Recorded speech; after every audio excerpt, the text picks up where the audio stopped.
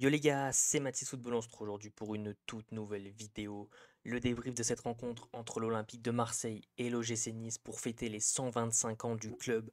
Donc juste avant que cette vidéo commence, le petit like, l'abonnement, le commentaire. Je compte sur vous, ça fait toujours extrêmement plaisir et ça m'aide à évoluer. Donc tout d'abord, je voulais remercier voilà, toutes les personnes qui ont participé au live. Voilà, merci à tous ceux qui sont passés, ça fait extrêmement plaisir. Tous ceux qui ont participé, voilà, on a vibré ensemble. Voilà, je compte sur vous pour être présent sur tous les prochains streams qui auront lieu. Ça m'a fait plaisir.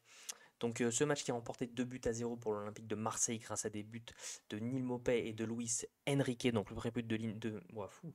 Le premier but pardon de Neil Maupay, c'est après voilà un centre de Luis Enrique qui est dévié et personne saute, sauf que Neil Maupay c'est un renard des surfaces et vient caler sa petite tête à bout portant dans le petit filet de Martin Bulka. Et que dire du but de Luis Enrique, le craquito brésilien, le meilleur brésilien de Ligue 1, je pèse mes mots, qui est enfin à la hauteur des attentes qu'on a vues il y a déjà 4 ans de cela.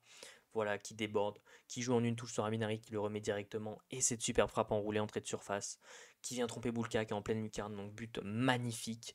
Par contre, petit coup de gueule, voilà, c'est pour vraiment le carton rouge de Cornelius. Voilà, Benoît Millot qui a fait un arbitrage très bizarre, mais comme d'habitude, voilà, qui a mis quand même pas mal de jaunes, beaucoup de fautes à retardement où il sifflait pas, puis il sifflait 10 secondes après. Enfin bref, et Cornelius, voilà, qui prend un deuxième jaune pour une soi-disant gagner du temps sur un coup franc. J'en doute, c'est surtout qu'il se plaint qu'Evan Guessant est trop près. Mais bon, pour moi, c'est mettre un deuxième jaune tout bonnement, bêtement. Et puis les commentateurs aussi, qui m'ont extrêmement saoulé, voilà, toujours dire que les Marseillais font pas un bon match, ceci, cela, que les Niçois sont mieux, que les Niçois méritent mieux. Voilà, c'est vraiment des anti-marseillais purs alors qu'ils sont censés être neutres. Au niveau des statistiques, l'Olympique de Marseille a tiré 10 fois et Nice 11 fois. 5 cadrés pour l'OM, 4 cadrés pour les Niçois. L'OM qui a su être surtout réaliste, voilà, parce qu'on n'a pas tiré un nombre incalculable de fois. On a été réaliste, voilà, on avait fait une première mi-temps très très compliquée. Peut-être l'une des premières ou deuxième frappes, Neil Maupay la met au fond. Et pareil pour Luis Enrique en revenant des vestiaires, qui la met directement au fond avec une super frappe enroulée.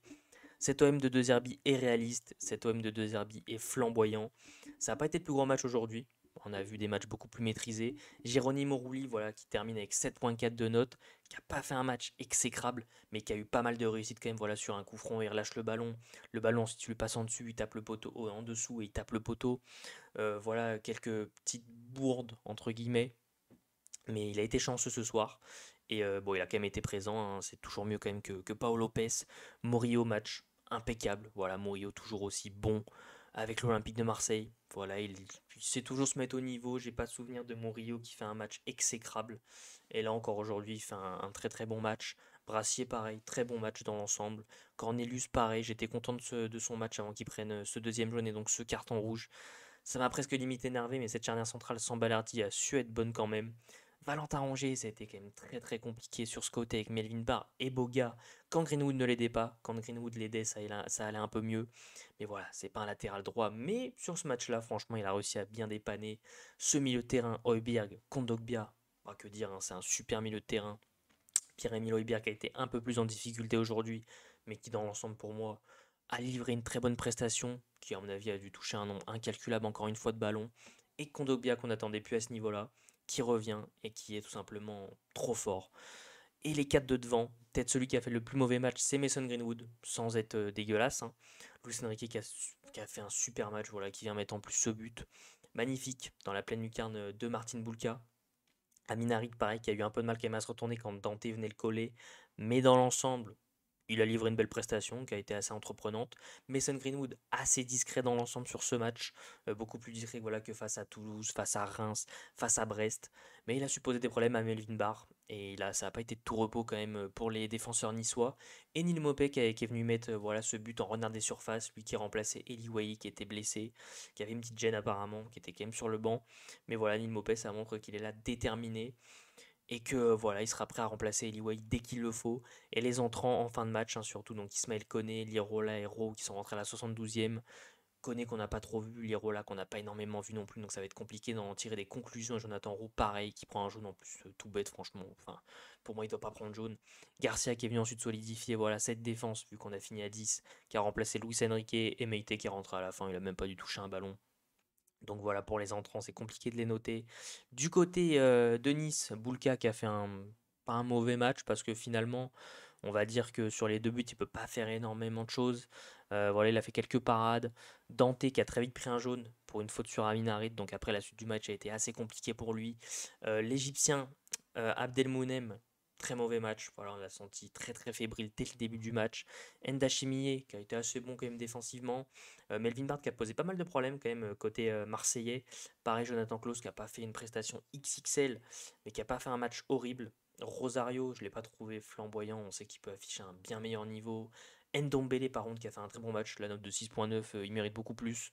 Il a mis très souvent en danger nos défenseurs, nos milieux, il a très souvent fait très très mal. On sait que techniquement, c'est quelqu'un de très fort et s'il continue à jouer comme ça avec Nice, il leur fera le plus grand bien. Mohamed Ali Chaud et Jérémy Boga qui ont été très très bons sur ce match-là. Franchement, ils ont été très très remuants. Après, voilà, la finition, c'était Evan Guessant. Et Evan Guessant n'a pas été bon sur ce match. Et les entrants, Abdi, Buonani, Louché, Diop et Moukoko, ça a été très très compliqué, notamment un gros loupé de Youssoufa Moukoko. Et donc du coup pour l'instant, vu que le Paris Saint-Germain n'a pas encore joué, le Paris Saint-Germain qui jouera ce soir face à Brest, l'Olympique de Marseille est donc pour l'instant premier de Ligue 1 McDonald's. Voilà, ça fait extrêmement plaisir pour les 125 ans du club. Si Paris perd ce soir, Marseille restera premier. Et même c'est une victoire qui est très très bonne. Donc comme d'habitude les mecs, le petit like, voilà pour le référencement, ça fait toujours extrêmement plaisir. N'oubliez pas de vous abonner en activant la cloche des notifications pour ne rien louper sur la chaîne YouTube, à commenter en me donnant vos tops et vos flops de cette rencontre, que ce soit côté Olympique de Marseille ou côté OGC Nice. Je vous invite à venir me suivre voilà, sur tous mes réseaux qui sont en description, également être présent sur les lives. On continue de supporter le plus grand club de France, l'Olympique de Marseille. Sur ce, c'était Mathis Football. Ciao l'équipe!